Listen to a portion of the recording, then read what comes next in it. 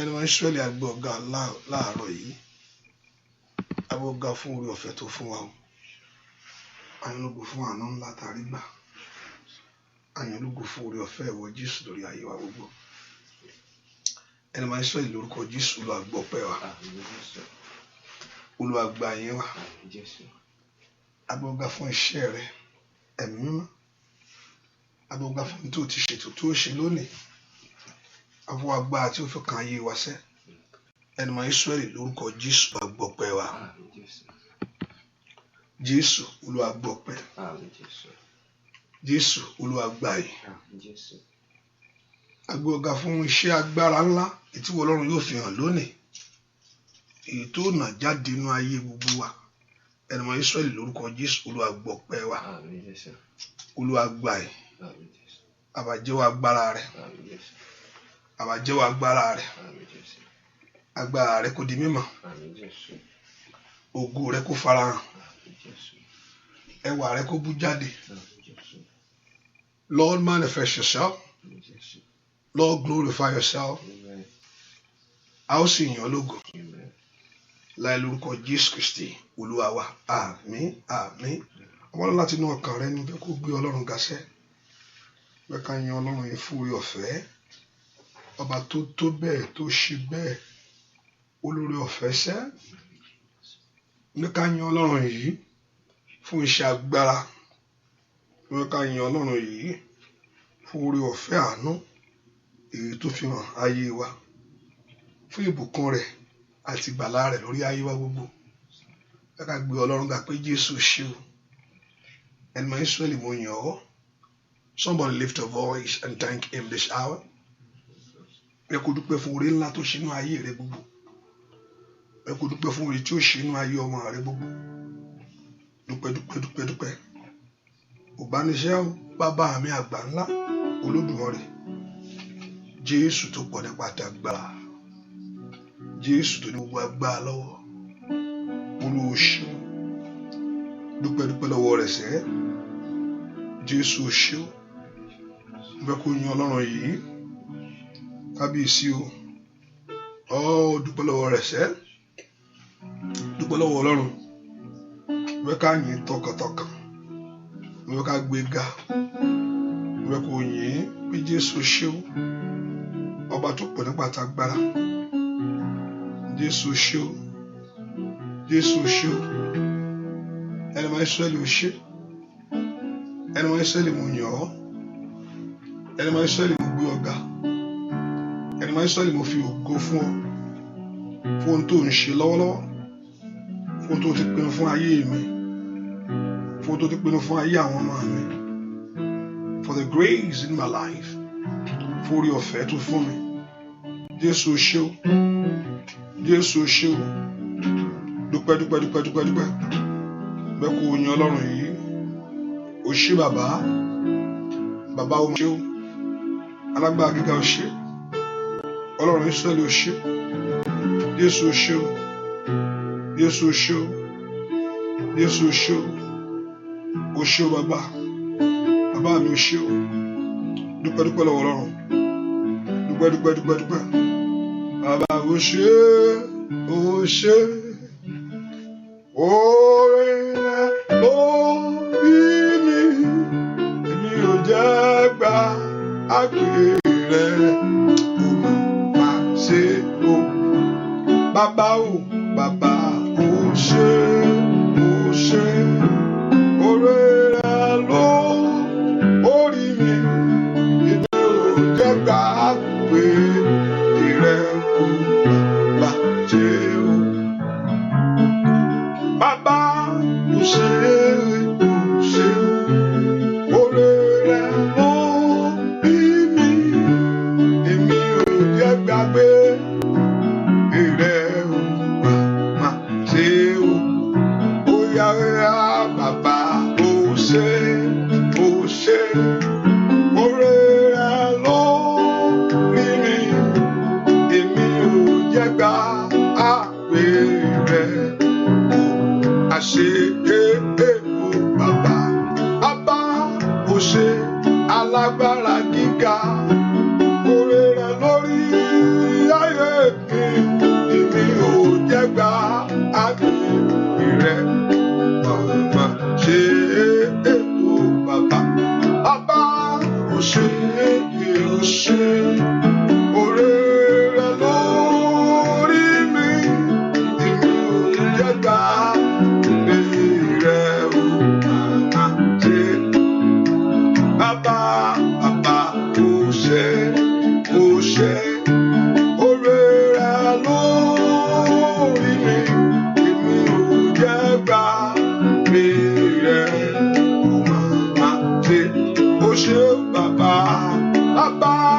ṣe ó ṣe oore rẹ̀ lórí ayé wa àwa ò jẹ́ gbàgbé a ò lè gbàgbé ṣẹ́ ó ṣe ó bàbá mi máa gbà ọ́ ṣe ó ṣe alágbára oore rẹ̀ lórí mi èmi ò jẹ́ gbàgbé ó ṣe bàbá mi máa ò bá ṣe ó ṣe oore rẹ̀ lórí mi èmi ò jẹ́ gbàgbé rẹ̀ mo ṣe lórí ọmọ sẹ́ bàbá lórí aya oore rẹ̀ lórí mi èmi ò jẹ́ gbàgbé rẹ̀ bàbá mo ṣe oore rẹ̀ lórí mi èmi ò jẹ́ gbàgbé rẹ̀ kó máa bóyá gbéga sẹ́ alágbára ni bàbá mo ṣe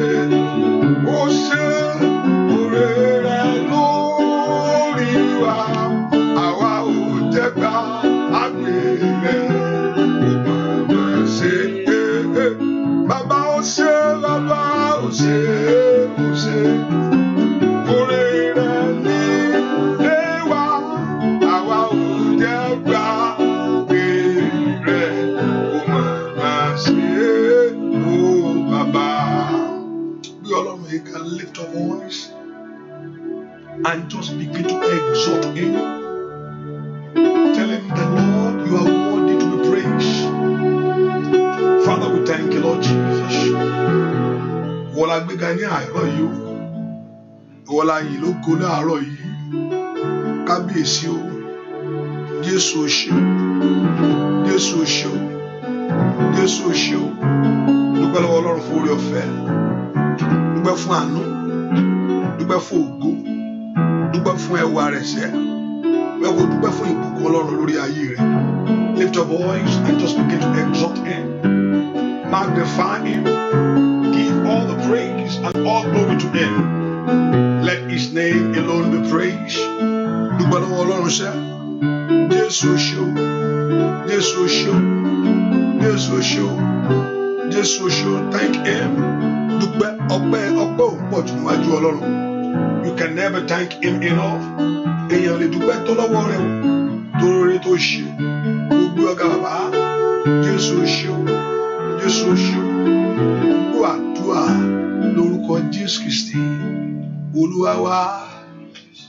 Mo gbólúwa ga, mo tóbi bàbá. Mo tóbi. Mo gbólúwa ga, mo tóbi. Óyá o. Mo tóbi. Ẹ bá mi gbéga o. Gbéga. Ẹ gbólúwa ga, gbéga o tóbi. Mo gbólúwa ga, mo tóbi. Mo tóbi. Óyá o. Mo gbólúwa ga, mo tóbi. Mo tóbi sẹ́. Mo tóbi. Mo gbólúwa ga, mo tóbi. Alágbára ni sẹ́. Mo tóbi. Ẹ bá mi gbéga o. Gbéga. Óyá. Gbéga o tóbi o. Bàbá mi gbólúwa ga, mo tóbi. Jésù. Mo tóbi. Ẹ bá mi júbà rẹ̀.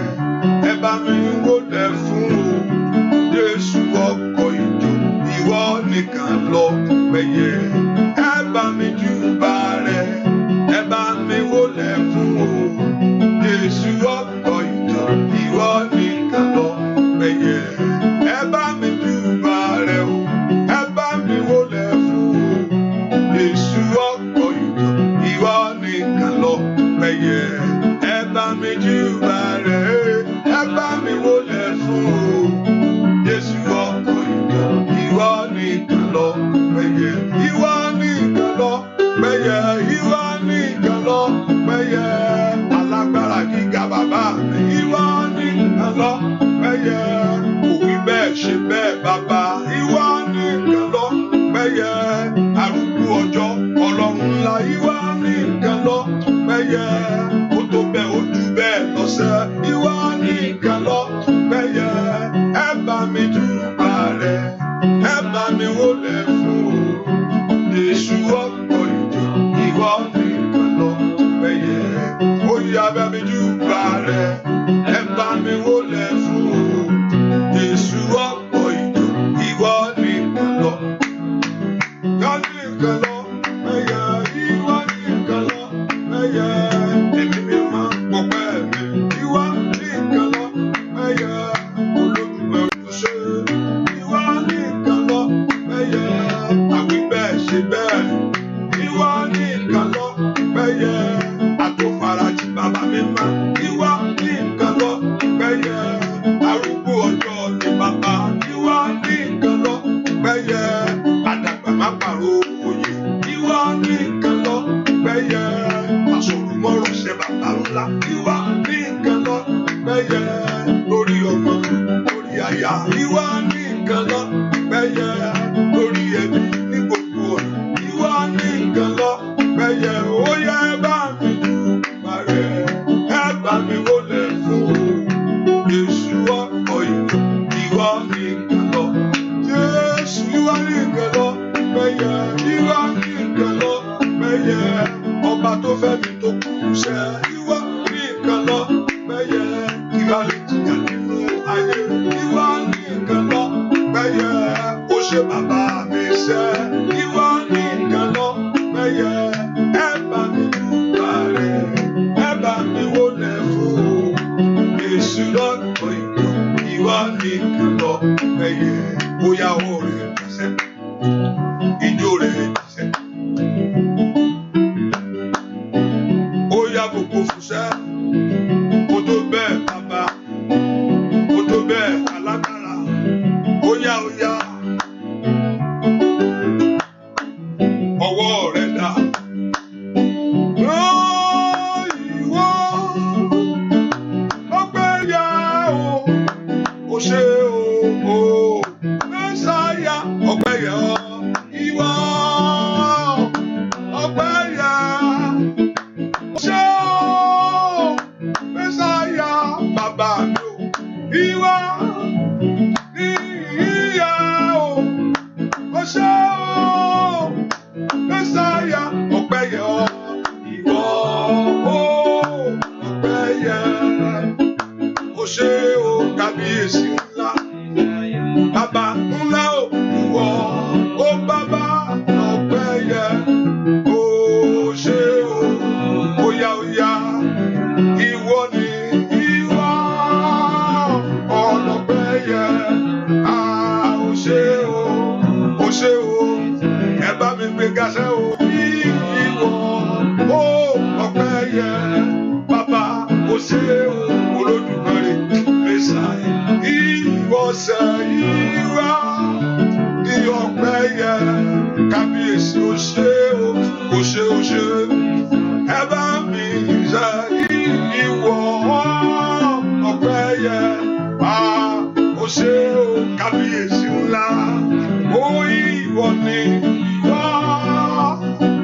ọpẹ́ yẹ, ó ṣe o, ó yá ó yá.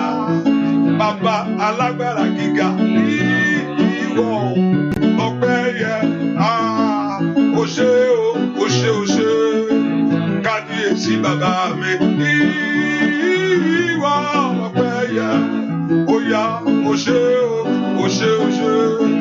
Mo dúpẹ́ bàbá, ìwọ ọpẹ́ yẹ, ó yá ó ṣe o, ó ṣe lórí ọmọ ṣẹ́, ṣébi lólóde. Ìwọ ọpẹ́ yẹ, ó lọ́rọ̀ bàbá, ó ṣe o, àmọ́rọ̀ ṣẹ́. Ó yá ó yá, ìwọ ọpẹ́ yẹ, ọba tí ò lè dalẹ̀. Ó yá ó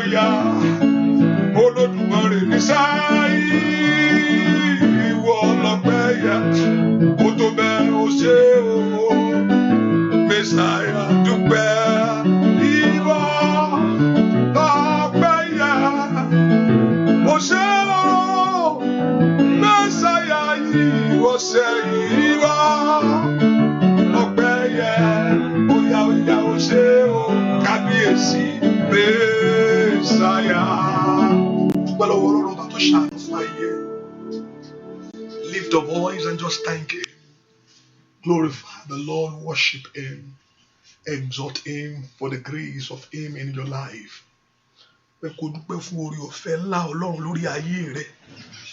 Jésù ṣe o, ọ̀tá fẹ́ kó burú Ọlọ́run ní ògbà, ọ̀tá fẹ́ yí dànù yányányá o, ọ̀tá ò tiẹ̀ fẹ́ kó rí ṣá, ṣé o sì fẹ́ máa ṣá ni, ọ̀tá ò tiẹ̀ fẹ́ kó rí ṣá. Wọ́n fẹ́ dojú rẹ̀ délẹ̀ pápátá, wọ́n fẹ́ gbojú rẹ̀ jẹ́ pápátá ní Ọlọ́run ní ògbà fún wọn. Dúpẹ́ lọ́wọ́ ẹ tí ń ṣàánú ayé rẹ sẹ́. Lift your voice and just glorify Him. Thank Him for the grace of God in your life. Exalt Him and magnify Him. Jesus, we give all the praise to you. Àfi gbogbo ògo fún ìwọ Ọlọ́run. Thank Him for a new life that you have in Him. Dúpẹ́ fún iyọ̀ tuntun nínú Jésù yìí. Jésù ṣé o. Jésù ṣé o, Olúwa ṣé o, Bàbá o mà ṣé, Bàbá o mà ṣé, Jésù ṣé o. Ó yá dúpẹ́ lọ́wọ́ Ọlọ́run, dúpẹ́ lọ́wọ́ Ọlọ́run alààyè.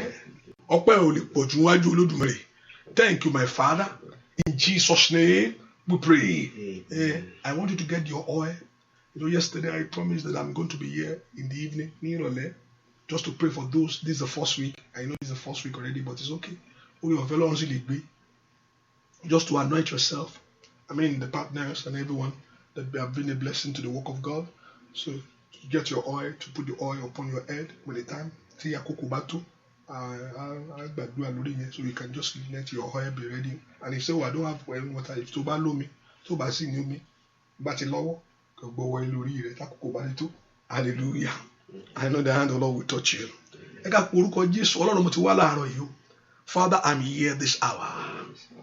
But everything has a filthiness in my life. Tí ò ní jẹ́ kó wù mí. Tí ò ní jẹ́ kó tiẹ̀ gbọ́. Kí ló ń sọ?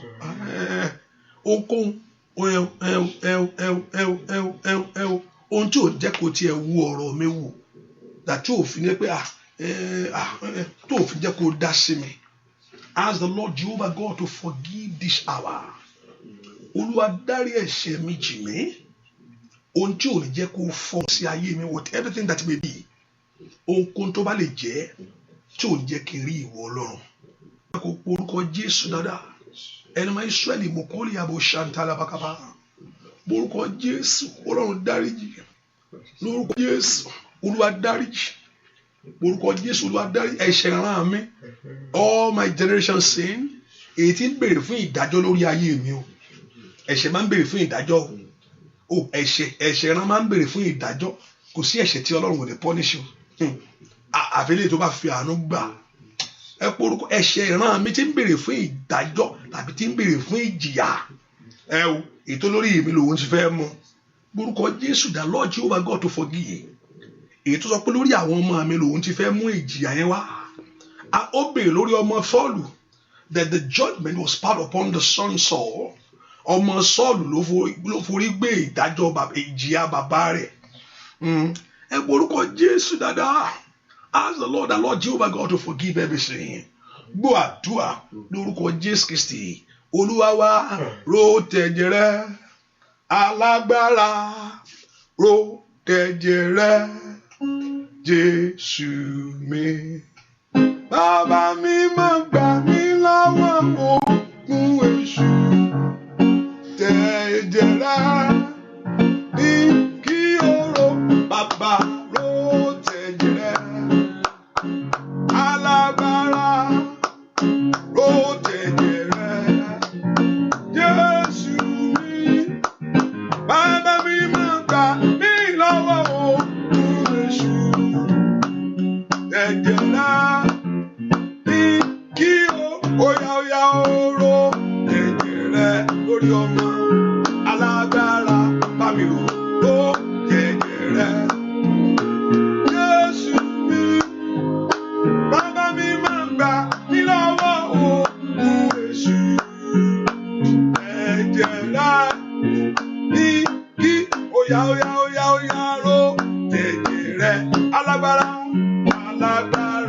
óyá ró tẹ̀jẹ̀ rẹ̀. Jésù mi, bàbá mi máa gbà mí lọ́wọ́ ogun ìyà. Óyá ẹ̀jẹ̀ rẹ̀ ní kí óyá ró tẹ̀jẹ̀ rẹ̀. Alágbára bàbá ró tẹ̀jẹ̀ rẹ̀. Jésù mi, bàbá mi máa gbà mí lọ́wọ́ ogun èṣù. Bàbá tẹ̀jẹ̀ rẹ̀ ní kí óyá ró tẹ̀jẹ̀ rẹ̀. Alágbára ró tẹ̀jẹ̀ rẹ̀. Jésù mi, bàbá mi máa gbà mí lọ́wọ́ ogun ìyà. Óyá ẹ̀jẹ̀ rẹ̀ ní kí óyá ró tẹ̀jẹ̀ rẹ̀. Wí sọ fún alágbá mi rò bàbá ró tẹ̀jẹ̀ rẹ̀ lórí ọmọ. Jésù mi, bàbá mi máa gbà mí lọ́wọ́ ogun èṣù.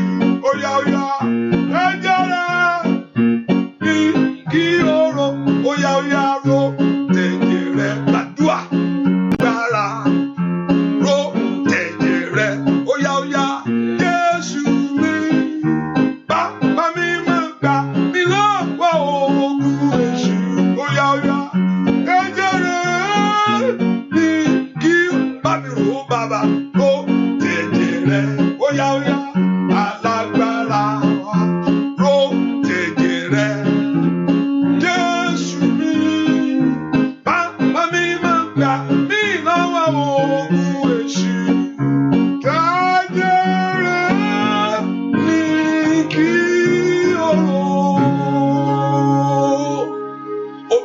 ọ̀tá fẹ́ mú ìyà wá sọ fún Ọlọ́run pé má rò ìyà yẹn, má rò ìdájọ́ yẹn bàbá. Ohun tó ṣe fún mi ni kò rò fún mi. Lord, consider your blood. Ohun tó jẹ gbèsè fún, ohun tó san ni kò bá mi rò. Tọ́lọ́run bá ro tẹ̀jẹ̀ mọ́ lára lónìí, àánú dé o. Tí Ọlọ́run bá lè ro ti ẹ̀jẹ̀ pé ókè, wọ́n ní kò jìyà ni, ṣùgbọ́n máa fàánú gbọ́. Wọ́n ní ikú àìtọ́jọ́ ni, ṣùgbọ́n màá ló tì. Ẹ pe orúkọ Jésù. Olúwa ro ti ẹ̀jẹ̀ rẹ̀. Consider your blood today. Olúwa ro ti ẹ̀jẹ̀ rẹ̀ nítorí tèmi. Kò gbọ́dọ̀ lásán lórí mi o. Ẹ̀jẹ̀ ò gbọ́dọ̀ lásán lórí mi o. Ṣebí a fi ṣètùtù fún ayé mi ni. Ṣebí a fi ra ayé mi padà. It's for my redemption. The blood is for my deliverance. Kò gbọ́dọ̀ wá lásán lórí tèmi yìí. Kò gbọ́dọ̀ wá lásán lórí àwọn ọmọ mi gbogbo. Wọ́n lọ lanu kó o pé Jésù dáadáa ń bolo wà sẹ́. Olúwa ro ti ẹ̀jẹ̀ rẹ̀ láàárọ̀ yìí. Makandele boko paro sanda yaba. Malinkere boko falu seketelebo. Porúkọ Jésù ẹni máa Ísírẹ́lì ro ti ẹ̀jẹ̀ rẹ̀. Kí àánú dájú fún ayé mi. Oyè ọmọ Ọlọ́run lanu kó gbàdúrà. Olúwa ro ti ẹ̀jẹ̀ rẹ̀. Kí orí ọ̀fẹ́ pọ̀ fún mi. Olúwa rò ó. Ní orúkọ Jésù mo fẹ́ bọ́ lọ́wọ́ ẹ̀yà. Mo fẹ́ bọ́ lọ́wọ́ ẹ̀gàn ayé. Mo fẹ́ kí ìtìjú kó kò lórí ọ̀rọ̀ mi. Mo fẹ́ kó ṣàánú fún mi. Olúwa ro ti ẹ̀jẹ̀ rẹ̀ lónìí. Olúwa ro ti ẹ̀jẹ̀ lórí ọmọ mi. Gbàdúrà sí mo ní kó rò ó. Mo ní kó sọ fún kó rò ó. Tó bá lè rò ó, ogun ayé parẹ́ o. Tó bá lè rò ó, ogun ìyà parẹ́ nú ayé ẹ̀.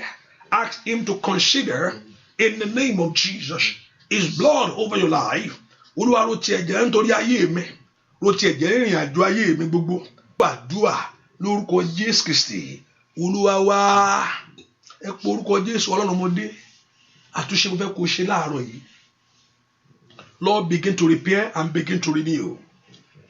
Olúwa ṣe àtúnṣe ńlá nínú ayé mi láàárọ̀ yìí. Olúwa ṣe àtúnṣe nínú ayé mi láàárọ̀ yìí. Bẹ́ẹ̀ kó béèrè fún àtúnṣe. Àtúnṣe nínú ayé rẹ. Bẹ́ẹ̀ kó béèrè fún àtúnṣe.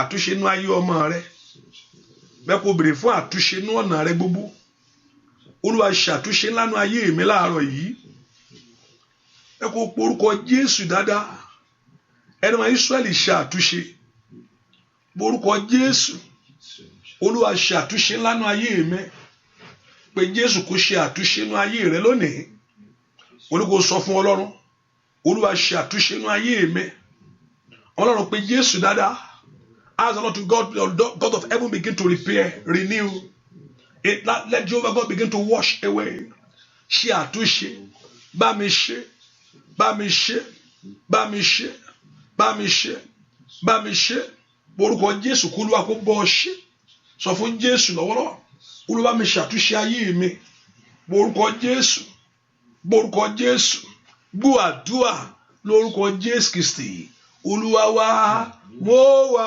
sọ́dọ̀ rẹ bàbá mo dé o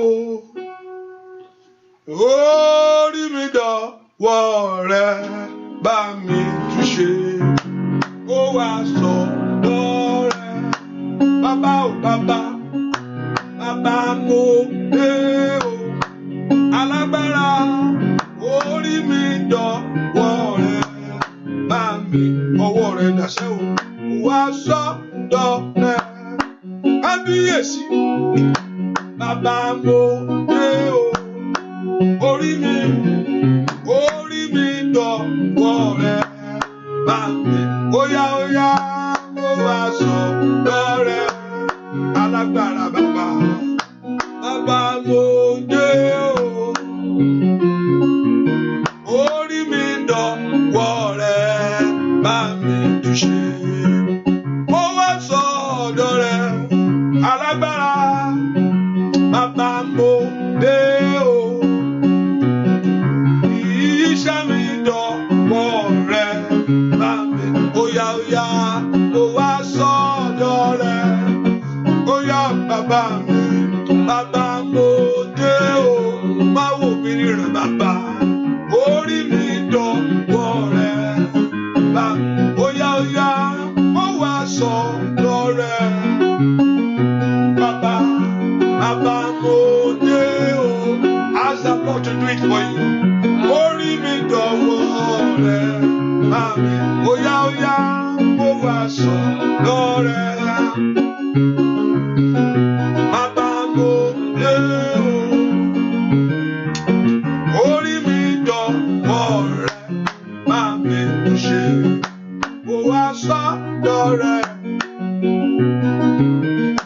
Bàbá mo dé o orí mi dọ̀wọ́ rẹ bá mi óyá mo wá sọ́dọ̀ rẹ bàbá mo dé o ọmọ Ọlọ́run sọ fún orí mi dọ̀wọ́ rẹ bá mi túnṣe mo wá sọ́dọ̀ rẹ. Bàbá mo dé o orí mi dọ̀wọ́ rẹ ó bá mi túnṣe mo wá sọ́dọ̀ rẹ alágbára gíga o bàbá mo dé o óyá orí mi dọ̀wọ́ rẹ bá mi túnṣe óyá. Bàbá mo dé o orí mi dọ̀wọ́ rẹ bá mi óyá mo wá sọ́dọ̀ rẹ láàárọ̀ ìbàbá bàbá mo dé o yáyáyáyá orí mi dọ̀wọ́ rẹ bá mi túnṣe ẹ gbórúkọ Jésù mi tẹ wá atóríṣe tú orí mi ṣiṣẹ́. I want you, God, to say to me, oh God. I want you, God, to repair, to renew, oh God. I want you, God, to remove. Ọlọ́run bá mi ṣètò ayé mi dáradára. Olúwa bá mi ṣètò ayé mi dáradára. Olúwa bá mi wá sọ́dọ̀ rẹ kí ó lè bá fún mi láyé ni. Lord, I'm here before you to prosper. Father, I'm here before you to be blessed. I'm here for a change, oh God. I'm here for a change of story. the Lord God of heaven to visit your life. Ẹ porúkọ Jésù mú wá sọ́dọ̀ rẹ̀. Ohun tí ìran mi ṣe tì bá mi ṣe. Ohun tí ayé àwọn ọmọ mi ṣe tì bá mi ṣe. Ohun tí mo wá láwà tì bá mi wá. Ó yá ń bolo wà sẹ́. Porúkọ Jésù dáadáa. Ọlọ́run mo wá sọ́dọ̀ rẹ̀ lónìí o. Ní kàtàlì èbòkó ṣàtàlìà. Ohun tó wá láwà tì. Ó yẹ kọ́ Ọlọ́run bẹ́ẹ̀ ṣe. Ohun tó lé títí tí ò tí ì bá yẹn.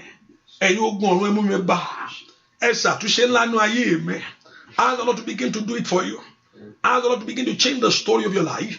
Ask the Lord to begin to favor you today. Ní orúkọ Jésù, màtẹ́kẹ̀ liboko parosata, mayoko pero seketikebo, makata katakata, gbúàdúà lórúkọ Jésù Kristi, Olúwa wa, ẹnìkan gbàdúà. Tell the Lord right now, agbára tó lè ṣe ohun ńlá, tó lè ṣe ohun rere tí mò ń rò, ọ̀pọ̀lọpọ̀ ó kàn lè rore lórí ni, ayé ò lè gbé fún. Ọ̀pọ̀lọpọ̀ ó lè design ẹ̀. A rò pé about 2 years báyìí náà ó yẹ kí n ti máa gun ọkọ̀ àbàsí ó yẹ kí n ti kọ́lé ó ń rore ni o máa ti di manager á sọ gbogbo oríṣiríṣi ayé ẹni ẹ̀ máa tara rẹ̀ mẹ́ wàá pẹ́ nù yà. Ẹ pe orúkọ Jésù agbára tó lè gbé ó ńlá ṣe agbára tí fi ṣe ohun rere agbára tí màá fi ṣe ohun tí mo fẹ́ ṣe láyé that power for you to be able to do what you want to do agbára tí fi ní ohun tó yẹ kí n ní ẹ o agbára kan ni o kò ń ṣe ọ̀rọ̀ ẹnu o kò ń ṣe fùfú o kò ń ṣe fùfú agbára tí fi ní ohun tó yẹ kí n ní agbára tí fi ṣe ohun tó yẹ kí n lè ṣe láyé agbára tọmọ mi ò fi ṣe ohun tó yẹ kán ṣe agbára tí ọkọ mi ò fi ṣe ohun tó yẹ kó ṣe láyé agbára tí fi ní ohun tó yẹ kí n ní ọmọ Ọlọ́run bolo wàṣẹ ọ̀run yọ̀ǹda ẹ̀ ní orúkọ Jésù ọ̀run yọ̀ǹda ẹ̀ agbára tí ìrìn àjò fi gbè mí somebody lift your voice and praise agbára tí ìrìn àjò fi san mí ní orúkọ Jésù agbára kan ní agbára láti débẹ̀ agbára láti rí iṣẹ́ agbára láti rí tiẹ̀ mú láwùjọ àwọn ènìyàn gbogbo somebody pray for that power agbára ìwọnú ayé mi lónìí agbára tí ó fi rí ọwọ́ yọ ó fẹ́ yọ ọwọ́ jáde ayé ní gbáwọ́ rẹ padà ìkàlà bàbá sando blẹkẹtẹ ó fẹ́ rí iṣẹ́ ayé ní gbá ọwọ́ rẹ padà ó yá níbo ló wà sẹ́ agbára tó wọ̀ tó fi bẹ̀rẹ̀ nú ayé mi somebody lift your voice to God agbára tí oríire yóò fi tẹ̀ mí lọ́wọ́ agbára tí àṣeyọrí yóò fi dé ó yá níbo ló wà somebody lift your voice to God agbára náà wọnú ayé mi agbára náà wọnú ayé mi agbára náà wọnú ayé mi agbára wọnú ayé mi agbára náà wọnú ayé mi bí fún agbára náà wọnú iṣẹ́ mi agbára náà wọnú ayé àwọn ọmọ mi o agbára tó ọmọ yóò fi ṣeré níwájú rẹ agbára tó fi róúnjẹ ọmọ jẹ ní orúkọ Jésù agbára náà wọnú ayé mi ask for that power ẹgbẹ́ agbára láwọ̀ mi ní orúkọ Jésù ní orúkọ Jésù ní orúkọ Jésù ní orúkọ Jésù ní orúkọ Jésù makata tatalabakaba mashiketelebo agbára náà wọlé wá agbára ọ̀run wọlé wá ní orúkọ Jésù masotototodukoba masototolikebo masototolikebo ó yá gbàdúrà bí fún agbára náà ask for that power right now in the name of Jesus bí fún agbára yẹn bí fún agbára yẹn agbára tí fi lu àlùyọ ní orúkọ Jésù gbọ́ àdúrà lórúkọ Jésù Kristi Olúwa wa ẹ pé orúkọ Jésù Olúwa má jẹ́ n bọ́ páńpẹ́ ayé má jẹ́ ó mú mi. Don't let me fall into the trap of enemies. Ẹni bá fẹ́ ṣe rere, ẹni bá fẹ́ gbé nǹkan mi ṣe, ayé máa ń dẹ páńpẹ́ fún ni, ẹ filẹ̀. Ẹ filẹ̀, ó ń bọ̀. Ẹ filẹ̀, ó ń bọ̀. Ẹ pe orúkọ Jésù dáadáa. Gbogbo páńpẹ́ táyé bá dẹ sílẹ̀ fún mi o. Má jò orí ọmọ mi mú, má jò orí mi mú. Every trap of enemy. Gbogbo páńpẹ́ ayé, Jésù. Gbogbo ìgbà ló máa ń dẹ páńpẹ́ fún kí ló sọ pé òfin Mósè sọ gbogbo ìgbà ni o wà kí ló sọ pé òfin Mósè sọ yẹn náà kí ló sọ arábìnrin yóò ṣe kí ló ní ká ṣe sí wọ́n ń dẹ ni o kí ló sọ pé wọ́n ní kí wọ́n má ṣe náà sísà wọ́n ń dẹ páńpẹ́ fún ni kó lè bọ́ páńpẹ́ wọ́n lè yín nù wọ́n pẹ̀yìn ìdálẹ́yìn rẹ̀ wọ́n tẹ̀lé dé tó fi kú ni ayé burú gan o wọ́n lé Jésù tó fi kú ni wọ́n ti ẹ̀ mọ̀ pé If this son of this world have known, they should have not crucified him. Wọ́n mọ̀ pé ẹ̀jẹ̀ rẹ̀ tó fẹ́ tálẹ̀ láti fọ́rí ọ̀tá ni. Wọ́n dẹ́pa mélòó ni ìwọ náà. Olúwo fẹ́ ṣe ló fẹ́ kó àwọn ọmọ rẹ̀ lọ́wọ́ yọ. Olúwo fẹ́ rí mú. Ayé sọ pé àwọn ò ní gbà fún ọ. Ẹ pe orúkọ Jésù. Olúwa páńpẹ́ ayé má jẹ́ ó mú mi. Ibi tátà bá dẹ̀ sí má jẹ́ ṣubú nínú rẹ̀. Má jẹ́ ń bọ́ sínú páńpẹ́ ọ̀tá. Don't let me fall into the trap of enemies. Ibi tí ọ̀tá bá dẹ̀ sí ní orúkọ Jésù jọ ń ṣubú sínú rẹ̀. Ẹni tó gbẹ́ kòtò ní kó forí gbé. Ẹni kàtó lè bù kó ṣètìlẹ̀ bọ̀. Ẹni tó gbẹ́ kòtò ní kó forí gbé o. Ó yá má jẹ́ ń bọ́ ń pápẹ́ ayé. Ó yá gbàdúrà orúkọ Jésù. Orúkọ Jésù. Orúkọ Jésù. Orúkọ Jésù. Olúwa má jẹ́ ń bọ́ ń pápẹ́ ayé. Ọmọ mi ò gbọ́dọ̀ bọ̀. Orúkọ Jésù. Màkàlì bàkàsáìdà. Ó yá gbàdúrà ní orúkọ Jésù. Má jẹ́ ń bọ́ ń pápẹ́ ayé. Ó yá gbàdúrà. Owó tó bá jẹ́ sọjí ń bẹ̀ yẹn. Sọjí gbàdúrà dáadáa ní orúkọ Jésù. Ní orúkọ Jésù. Má jẹ́ ń bọ́ ń pápẹ́ ayé. Mi ò gbọ́dọ̀ bọ́ síbẹ̀. Mi ò gbọ́dọ̀ bọ́ síbẹ̀. Mi ò gbọ́dọ̀ bọ́ síbẹ̀. Ní orúkọ Jésù. Pápá ọ̀tá ò gbọ́dọ̀ mú mi. Tọmọtọmọ. Má jẹ́ ń ṣubú sọ́wọ́ ìdà ọ̀tá. Ní orúkọ Jésù. Don't let their thoughts prevail. Ìtìmọ̀tá ò gbọ́dọ̀ ṣe. Ní orúkọ Jésù. Má tètè lè bukaba. Má tó lè kéré bọ̀. Má sí kété lè bọ̀. Má kàtà kaba. Ó yá mi gbọ́dọ̀ bọ̀. Ní orúkọ Jésù. Má so tó lè kaba. Má so tó lè kéré bọ̀. Má sí kété lè bọ̀. Má sí kété lè bọ̀. Ní orúkọ Jésù. Má so tó lè kaba. Má sí kété lè bọ̀. Ní orúkọ Jésù. Mi gbọ́dọ̀ bá pápá yá. Ní orúkọ Jésù. Má so tó lè hàn. Má yé kété lè bọ̀. Má so tó lè kaba. Ó yá gbàdúrà ní orúkọ Jésù. Má tó lè kaba. Gbọ́ àdúrà lórúkọ Jésù Kristi Olúwa wa. Mo lè yá kó yọrí sí rere o. Yá kó yọrí. Yá kó yọrí sí rere o. Yá kó yọrí.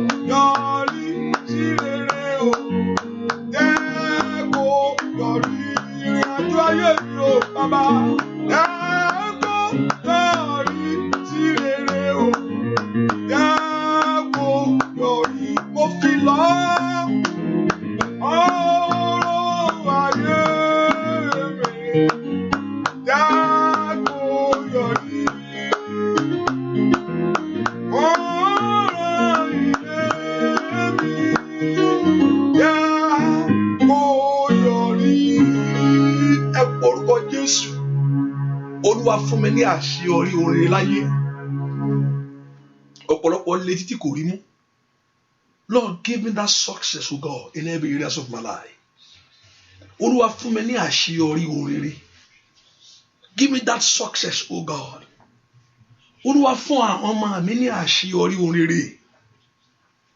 Olúwa jọ ayé mi ò gbọdọ̀ rí dáradára o. Kò gbọdọ̀ burú fún ayé mi. Olúwa fún mi ní àṣeyọrí ńlá oore. Ẹ jẹ́ oore ta ayé mi lọ́wọ́. Ẹ jẹ́ oore kàn mí. Àwọn Ọlọ́run ń bolo wà sẹ́. Ẹ jẹ́ kí oore kan ayé mi lọ́wọ́. Ẹ jẹ́ kí oore kàn mí. Olúwa fún mi ní àṣeyọrí oore. Porúkọ Jésù mo sì kàtólì bóró sátà. Ó yá gbàdúrà. Ẹ fún mi ní àṣeyọrí. Ẹ jẹ́ kí oore tẹ̀ mí lọ́wọ́. Ẹ jẹ́ ń ṣe rere. Ó yẹ jẹ́ rere mú. Jó yọrí sí rere fún mi. Má jẹ́ ń ṣiṣẹ́. Má jẹ́ ń ṣilẹ̀tẹ̀. Ní orúkọ Jésù. Má jẹ́ ń ṣiṣẹ́. Má jẹ́ ń ṣilẹ̀tẹ̀.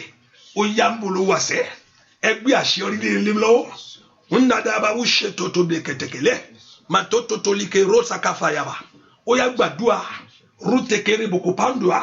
Le prendo kopaduka sete. You will prosper in every areas of life. Let success be my portion. Ní orúkọ Jésù. Àṣeyọrí kó jẹ́ tèmi. Ní orúkọ Jésù. Àṣeyọrí kó jẹ́ tèmi. Gbọ́ àdúrà lórúkọ Jésù Kristi. Olúwa wa oríire lórí mi o. Oríire. Oríire lórí mi o, oríire, oya.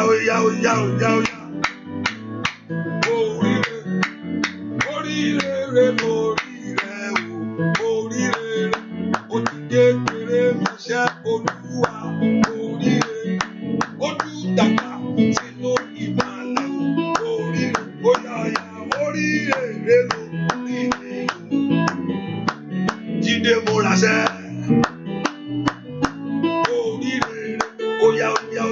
Oya inú ayé rẹ oríire gbogbo agbára tó ń fọwọ́ sọ̀yà lórí rẹ oríire tọ́ni òbí kẹjẹ koro inú ayé oríire gbogbo agbára náà kò tẹríba lórúkọ Jésù oríire oríire rẹ ló ìmì ìwòsàn oríire àǹdàyàkàfà wùsẹ̀jẹ̀ pàlùsẹ̀jẹ̀ oríire lórúkọ Jésù yóò dára fún ọ oríire lórúkọ Jésù ọ̀nà rẹ yóò là kankan oríire lórúkọ Jésù bóyá má ṣe rere lọ oríire oríire rẹ lọ ìní ìwòsàn oríire oríire rẹ lórí rẹ o oríire rẹ lórí ìwòsàn.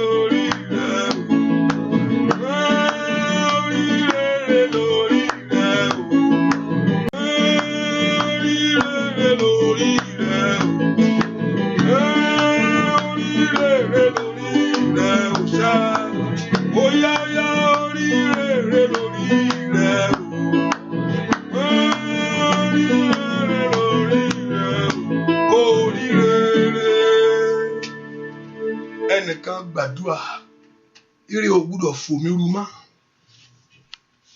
ire ayọ̀ ò gbúdọ̀ kọjá mi mọ́. That let your blessing be your own portion in life.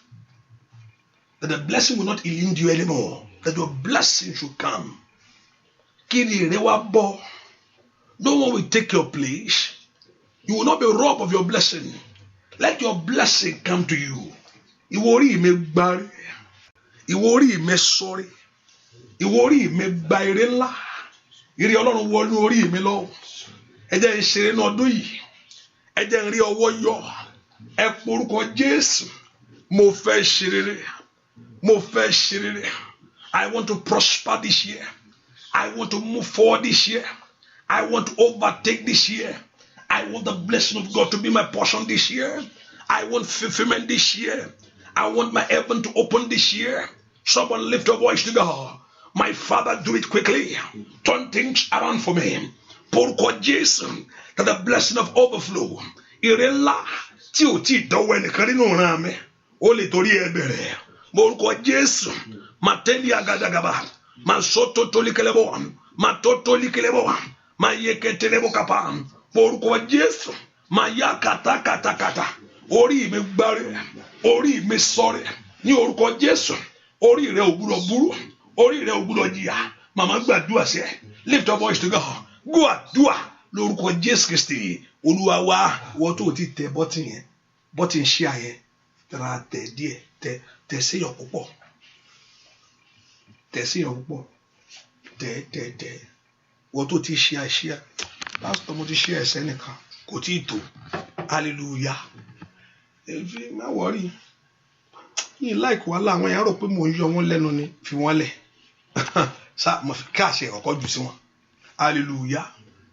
Ǹjọ́ kan tó olúkà kò sẹ́ni tí ò ní gbàdúrà. Ǹjọ́ kan náà á lọ bẹ̀ wá kí wọ́n tẹ̀ ń sẹ́ǹtì mi iná jẹ́ kí n tiẹ̀ wò. Hallelujah.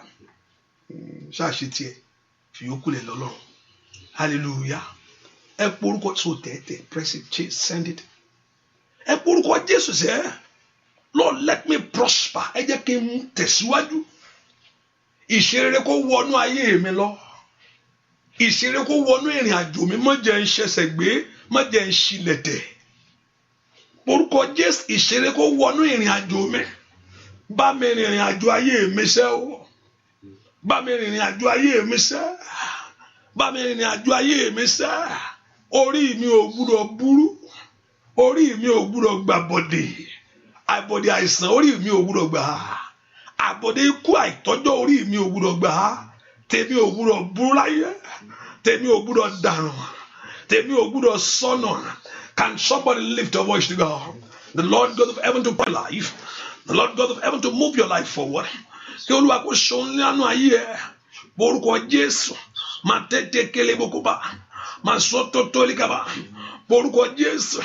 Ó yá bá mi ṣe bàbá. Ní orúkọ Jésù, do it, oh God. Let me receive it. Gbàdúrà lórúkọ Jésù Kristi. Olúwa wa. Gbàdúrà lórúkọ Jésù Kristi. Olúwa wa. Bá mi ṣe kó yọrí o. Aráyé máa béèrè Ọlọ́run mi dà. Bá mi ṣe kó yọrí o. Kẹ́bí máa béèrè Ọlọ́run mi dà. Bá mi ṣe kó yọrí o. Aráyé bẹ̀ Ọlọ́run mi dà. Bá mi ṣe kó yọrí o. Kẹ́bí máa béèrè Ọlọ́run mi dà. Ó yá ṣe kó yọrí o. Kẹ́bí máa béèrè Ọlọ́run mi. Ó yá bá mi ṣe kó yọrí o. Kẹ́bí máa béèrè Ọlọ́run mi dà. Bá mi ṣe kó yọrí o. Kẹ́bí máa béèrè Ọlọ́run mi dà. Bá mi ṣe kó yọrí o.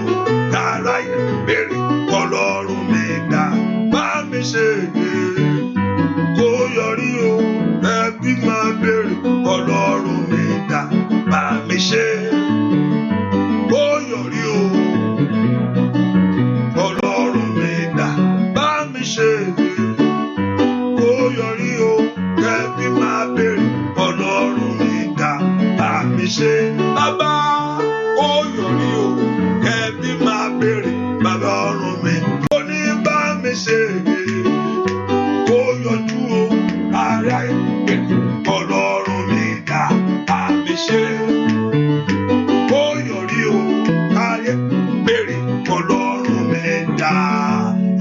lórúkọ Jésù Olúwa ṣe tẹ́lẹ̀ fún mi o Daddy complete perfect this for me Olúwa bá mi ṣe lé inú ọdún yìí kí ọwọ́ mi kó tẹun rere mo ní ìṣẹ́jú péréte I have small time to go lórúkọ Jésù bá mi ṣe tèmi kí a kó bọ́ sí Lord complete and perfect my own ohun tí mo gbé wá tọ̀ wá bá mi ṣe ọ̀rọ̀ ọmọ mi ni mo gbé tọ̀ wá o bá mi ṣe I don't know why you are here this morning I don't know what you are talking about mi mo tó ń sọ but you can tell him Lord ọ̀rọ̀ iṣẹ́ mi mo ń sọ fún ẹ kó o ṣe fún mi ọ̀rọ̀ ayé ọmọ mi mo fẹ́ kó bá mi dá sí ojú ò gbọdọ̀ tì mí ọ̀rọ̀ iṣẹ́ ọ̀rọ̀ ìwé ìgbélú yìí ni ọ̀rọ̀ ìwòsàn ni ma tẹ́tẹ́tẹ́tẹ́tẹ́tẹ́tẹ́tẹ́ríà mo ná prendo toko plendegebo ma ṣíkẹ́ tẹ́lẹ̀bọ̀ kaba ma sọ́tọ̀ tọ́lí kẹlẹ́bọ̀ orúkọ Jésù bá mi ṣe somebody ask the Lord to perfect it ask the Lord to complete it ask the Lord to do it Olúwa bá mi sọ̀rọ̀ ayé mi bá mi ṣe ṣe bá mi sọ̀rọ̀ ṣẹ́ yìí Olúwa wò mí sàn orúkọ Jésù Olúwa dá mi lóhùn Olúwa forí tọ́ mi lẹ́nu wò ní orúkọ Jésù Olúwa gbé oríire fún mi ọmọ náà lánàá kó gbàdúrà bá mi ṣe tèmi bàbá bá mi ṣe tèmi bàbá ask the Lord to do it for you in this year ìwọ ló lè ṣe ìwọ ló lè ṣe ìwọ ló lè ṣe ìwọ ló lè ṣe ìwọ ló lè ṣe ìwọ ló lè ṣe ìwọ ló lè ṣe ìwọ ló lè ṣe ìwọ ló lè ṣe ní orúkọ Jésù ó lè ṣe orúkọ Jésù Olúwa ṣe fún àwọn èèyàn yìí agbára rẹ ká you can do it oh God Father do it for them ask the Lord to do it for you Olúwa ṣe fún mi ṣe fún mi ṣe fún mi ṣe fún mi ṣe fún mi ṣe fún mi ṣe fún mi ṣe fún mi o bàbá ṣe fún mi ṣe fún mi ṣe fún mi ṣe fún mi ṣe fún mi o bàbá ṣe fún mi ṣe fún mi ṣe fún mi ṣe fún mi ṣe fún mi o bàbá ohun ọkàn mi fẹ́ ṣe fún mi bàbá ó yá ṣe fún mi ṣe fún mi ṣe fún mi ṣe fún mi ṣe fún mi o bàbá bàbá ṣe fún mi ṣe fún mi ṣe fún mi ṣe fún mi o àṣeyọrí ṣe fún mi ṣe fún mi ṣe fún mi ṣe fún mi ṣe fún mi o bàbá ó yá ohun ọkàn mi fẹ́ ṣe fún mi bàbá ó yá ṣe fún mi ṣe fún mi ṣe fún mi ṣe fún mi o bàbá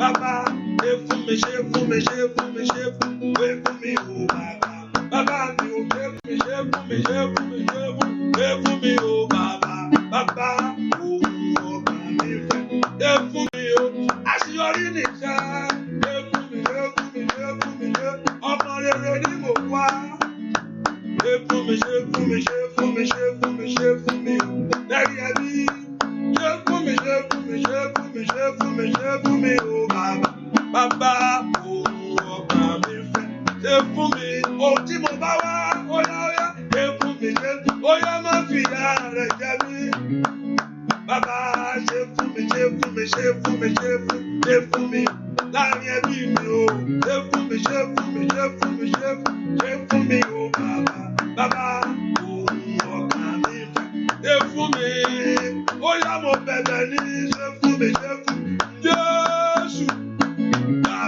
bàbá ṣe fún mi ṣe fún mi ṣe fún mi ṣe fún mi ṣe fún mi àṣeyọrí mi ṣe fún mi ṣe fún mi ṣe fún mi ṣe fún mi o bàbá ohun ọkàn mi fẹ́ ṣe fún mi nínú ọdún yìí bàbá ṣe fún mi ṣe fún mi ṣe nínú àdúrà yìí bàbá ṣe fún mi ṣe fún mi ṣe fún mi ṣe fún mi o bàbá mi ṣe fún mi ó yá lórúkọ Jésù bàbá ohun ọkàn mi fẹ́ ṣe fún mi bàbá ṣe fún mi ṣe fún mi ṣe fún mi ṣe fún mi o bàbá ṣe fún mi ṣe fún mi ṣe fún mi ṣe fún mi o bàbá mi o ṣe fún mi ṣe fún mi o bàbá ohun ọkàn mi fẹ́ ṣe fún mi nínú àdúrà yìí ṣe fún mi Ọlọ́run ṣe fún wọn ó yá ṣe fún wọn ṣe fún wọn ṣe fún wọn ṣe fún wọn o bàbá ó yá ṣe fún wọn ṣe fún wọn ṣe fún wọn ṣe fún wọn o bàbá ohun ọkàn wọn fẹ́ ṣe fún wa bàbá ṣe fún mi ṣe ó yá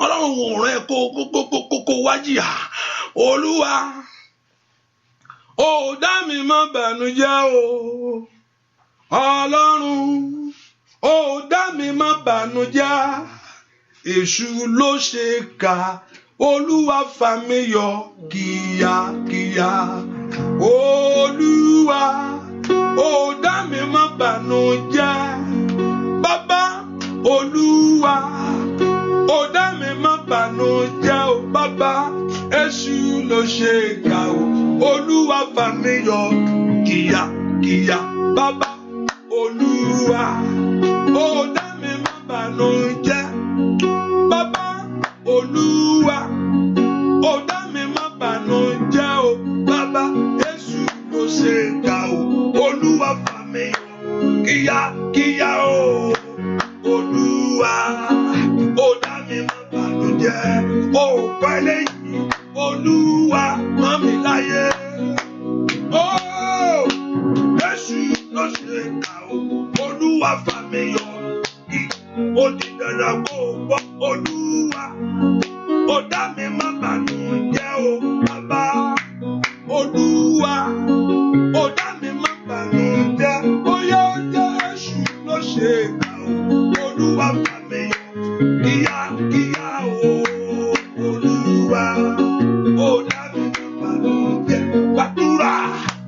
Olúwa ó dá mi má bànújẹ́. Èṣù ló ṣe kà, Olúwa fà mí yọ kíákíá. Olúwa ó dá mi má bànújẹ́. Olúwa ó dá mi má bànújẹ́. Bàbá Èṣù ló ṣe kà o, Olúwa fà mí yọ kíákíá o. Olúwa ó dá mi má bànújẹ́. Ó kọ́mọ́ mi. Olúwa ó dá mi má bànújẹ́ o. Èṣù ló ṣe kà o, Olúwa fà mí yọ. Bóyá Èṣù ló ṣe kà o, Olúwa fà mí yọ kíákíá o. Èṣù ló ṣe kà o, Olúwa fà mí yọ. Bóyá kò gbọ́dọ̀ mọ̀. Èṣù ló ṣe kà o, Olúwa fà mí yọ kíákíá. Èṣù ló ṣe kà o, Olúwa fà ìkàpàwù ṣẹ̀kẹ̀tẹ̀kẹ̀. Èṣù ló ṣe kà o, Olúwa fà mí yọ kíákíá. Mo gbàdúrà, mo dúnú agbára Ọlọ́run alààyè lónìí. Mo sọ tàṣẹ rẹ ni. Mo sọnù agbára Ọlọ́run alààyè, ọba tó lágbára lórí gbogbo. Gbogbo ayé tó ṣòfò, gbogbo ayé tí ò sí nǹkan nú ẹ̀. Gbogbo táyé ti jò mú tán. Bẹ́ẹ̀ fílẹ̀ kòròfó ni. Kò ní pẹ́ fílẹ̀ ó ti tán fún ẹ fílẹ̀ ọ̀pọ̀lọpọ̀ dead man walking ní rìn títì. Ayé ti parí ọ̀rọ̀ ẹ̀. Eléyìí wọ́n ti finish ẹ̀. Hallelujah. Lórúkọ gbogbo ayé tó ṣòfò tó yẹ pé kò lè sí ire ń bẹ̀ mọ́ pé kó wà kò lè rí ẹ fílẹ̀. Kò sí bó lè ṣe torí pé o sátọ ẹni tó ní ọ wá ní orúkọ Jésù. Ó yá gbà àtúnṣe. Àmín. Mùwọ́dì àkúndà kó sàtà ní orúkọ Olúwa ni mo pèdè. In the name of Jesus I declare over empty life, every barren life, every dry life, gbogbo ayé tó ti gbẹ, gbogbo ayé tó ti jọ mùdùmùdù rẹ̀ mú, gbogbo ayé tó ti ju gbogbo rẹ̀ mú pé àníṣe kó olùlẹ̀ ló kù, pé kó ṣubú ló kù, torí pé o tọ̀ Ọlọ́run wá, ẹni tó lágbára lórí ohun gbogbo. Mẹsẹ̀ tẹ́tẹ́ ní boko palabasata, bondo brendo ko plẹ́kẹ̀tẹ̀kẹ̀bọ̀ ní orúkọ Jésù. Ó yá bọ́ lọ́wọ́ ogun yẹn. Ìjà rẹ kó tán lónìí. Ogun rẹ kó wọlẹ̀. Ìjà rẹ kó tán lónìí. Alágbára tó fọwọ́ kàn lórúkọ Jésù kó Olúwa kó fọwọ́ kàn. Alágbára tó gbé wọlé lórúkọ Jésù kó Olúwa kó gbé ọ wọlé. Ní orúkọ alágbára tó dá ọ dúró lórúkọ Jésù kó Olúwa kó dá dúró lọ́wọ́ iṣẹ́. Iṣẹ́ ìbínú ayé rẹ kó dáwọ́ dúró. Iṣẹ́ ọ̀tánú ayé rẹ kó parẹ́. Every evil work in your life be destroyed right now. Every power of failure disappear from you today. In the name of Jesus. Mo pàṣẹ bí kàwúrà bá tún de kébó kò pèrè de kẹjẹ. Màtẹ́kẹ́lẹ́ bá kàpàkàpà ojú ògùdọ̀ tì ọ́. Iye tẹ́kẹ́tẹ́kẹ́ brando kò pèrè kẹjẹ kàpà. Ní gbogbo ọ̀nà ojú ò gbúdọ̀ tì ọ́ ní orúkọ Jésù ní gbogbo ọ̀nà ojú ò gbúdọ̀ tì ọ́. Let shame be far away from you. Let disappointment be far away from you. From your doors, let me far away. Oh, ní ṣàìsàn, àìsàn ò ní ṣí ọ. Oh, ní bàkú, oh, ní bàkú, oh, ní bàkú, oh, ní bàkú. Mo ní kó di èèwọ̀, oh, ní bàkú. Mo ní orúkọ Jésù, mo ní ó di èèwọ̀, oh, ní bàkú.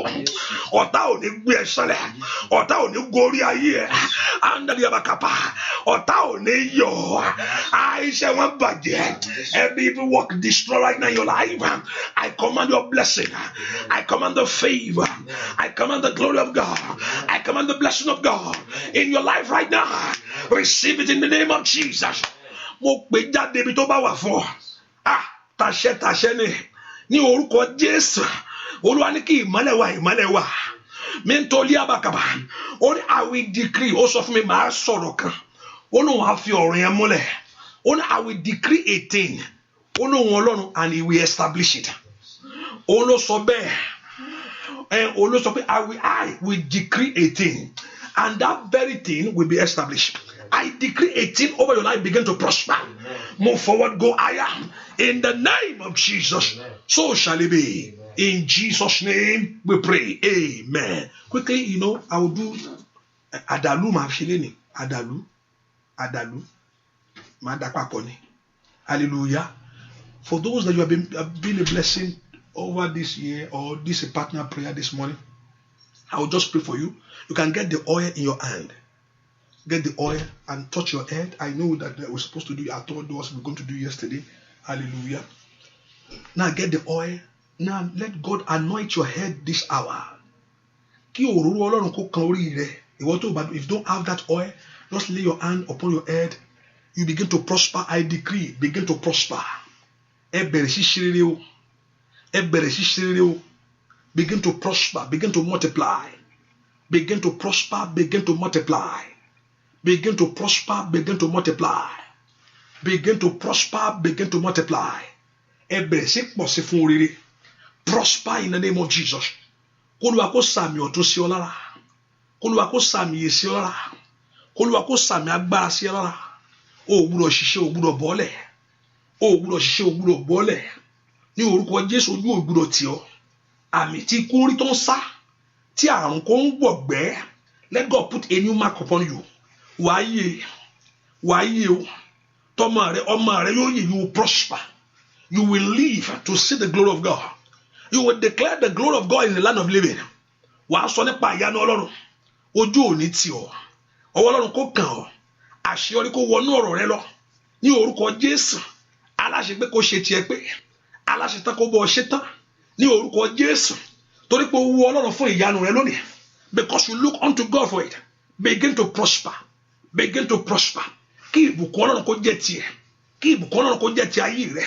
Kí ìbùkún Ọlọ́run kó jẹ́ ti ayé ọmọ rẹ. Ní orúkọ Jésù. Kí ìbùkún Ọlọ́run kó jẹ́ tiẹ̀. Prosper in every area of life. Prosper in your home. Prosper in your family. Let your life prosper. Ìbùkún Ọlọ́run kó darapọ̀ mọ́. Ìbùkún ńlá. Ìbùkún ńlá. Àgbọn ìgbẹ́. Ìkàtẹ́lẹ́bọ̀, I decree the blessing of God. Ní orúkọ Jésù. Ó yá rí oore gbà láàárọ̀ yìí. Oore mú láàárọ̀ yìí. Ìkàtẹ́lẹ́, let God satisfy you with his goodness, with his favor.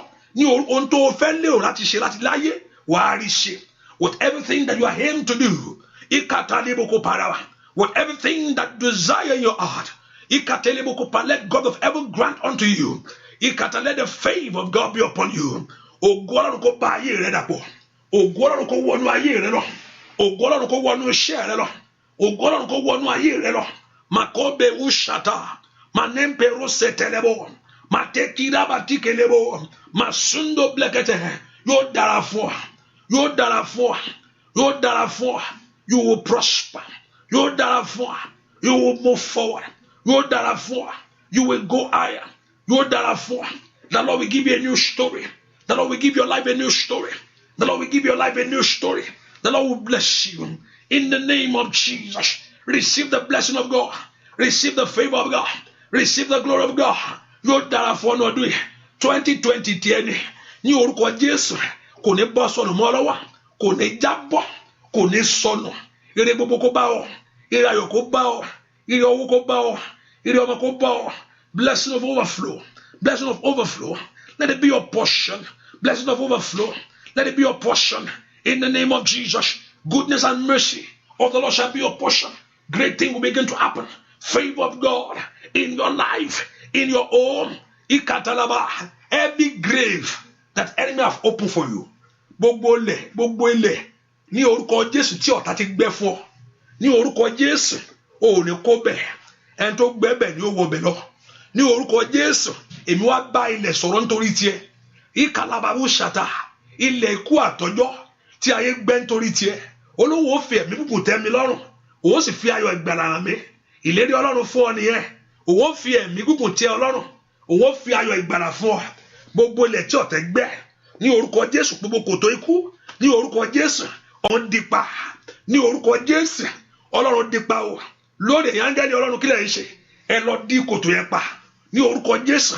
Ikú àìtọ́jọ́ ni ọ̀rẹ́ sọ pé fún ẹ̀mí kúkú tẹ́wọ́ lọ́rùn ni wọ́n sì fi ayọ̀ gbára hàn wá.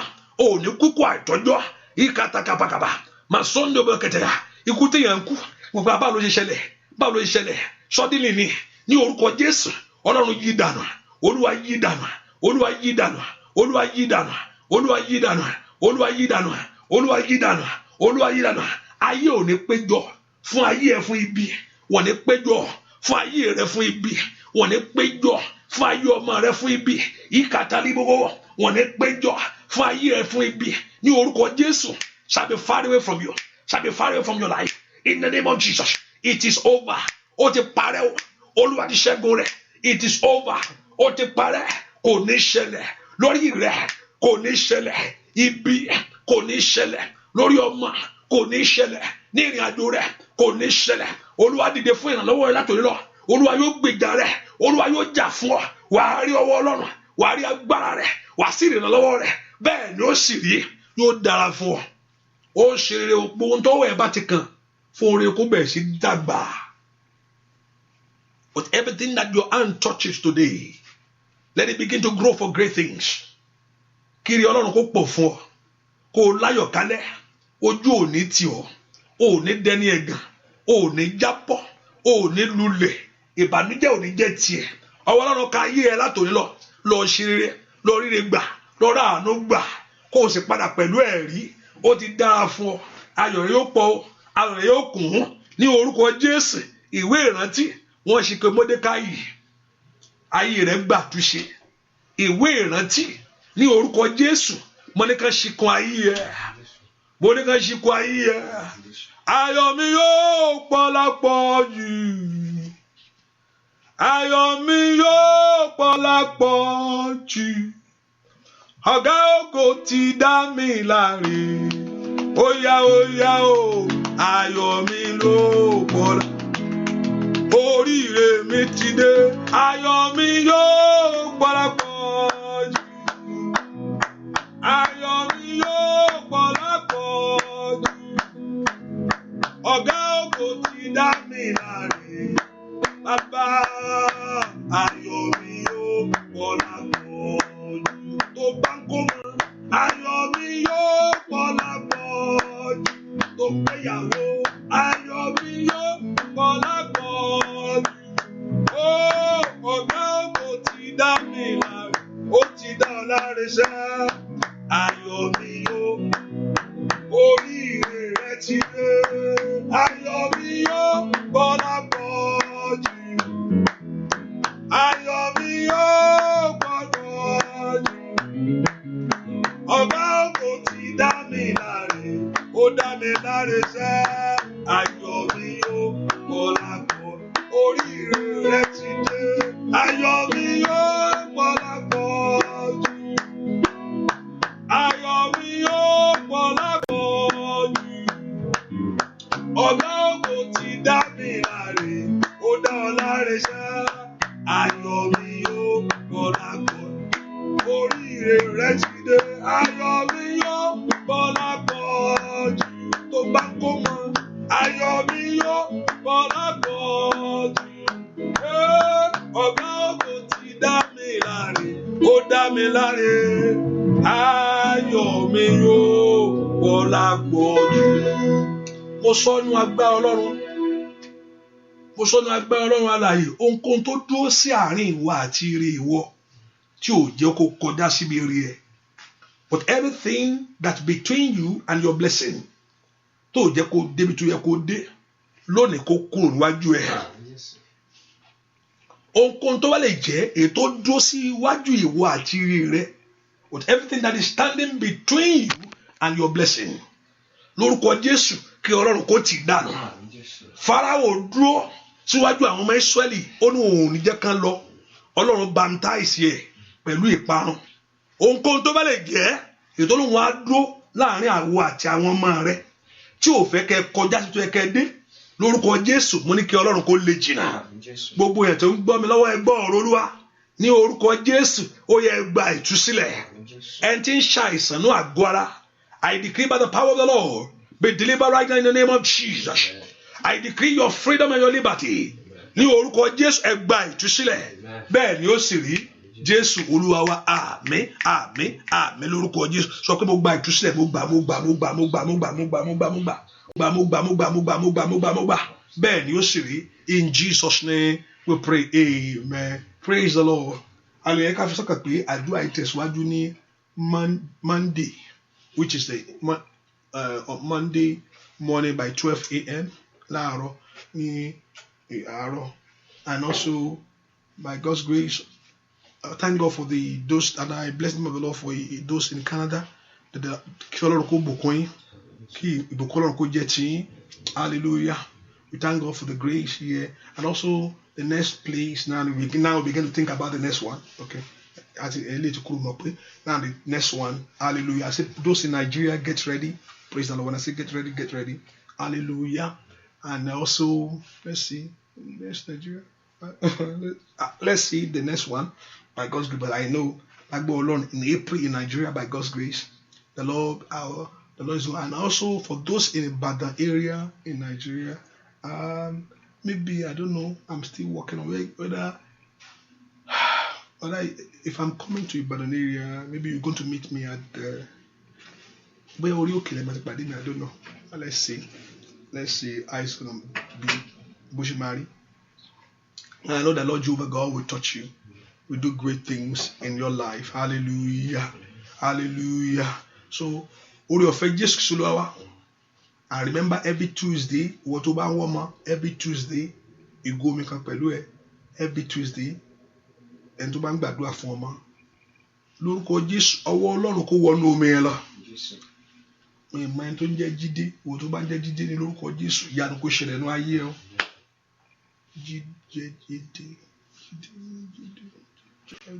Lórúkọ Jésù, ìyanu kó ṣẹlẹ̀ nínú ayé ẹ. Ẹ rà àánú gbà. Bẹ́ẹ̀ ni ó sì rí. Jésù Kristi Olúwa wa, àmín, àmín lórúkọ Jésù. So you can send your number, those in New Jersey, those in what is the Dallas again, those in London, France, Ireland. So we have those groups. So send your number to 240-593-257. So we can have those groups together. And anytime, I'll come just to talk and see how we can work things out. And I know the Lord Jehovah God will bless you in the name of Jesus. I know by God's grace, I believe maybe New Jersey or Dallas will be the next, maybe apart from the Nigerian one, maybe Dallas or New Jersey. Let's get ready. The Lord Jehovah God will bless you. Bye bye. Every day, God bless you. Thank you for coming. Bye bye.